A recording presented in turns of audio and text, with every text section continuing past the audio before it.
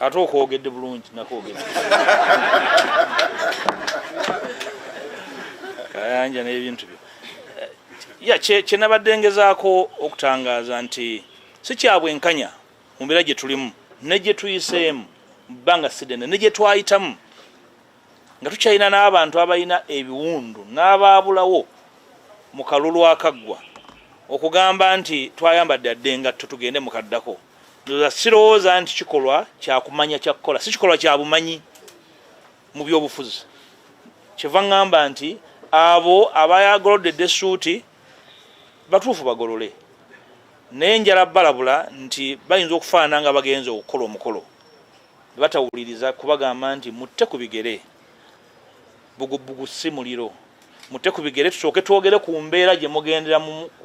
mu kwetaba mu kulonda embeera gye mugendamu nkulu nnyo n'okusinga akalulu kennyini tubagamba nti amaanyi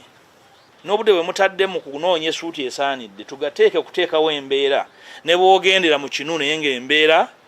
nungi osobola ogenda mu kalulu nga kakuwa ekifaananyi nti ogenda mu kikolwa ky'abantu bagunjufu so si bintu byakukola bya buyaayeyaye nga bitulaba ebigenda mu maaso mu byobufuzi kyekyenadde ntegeeza sa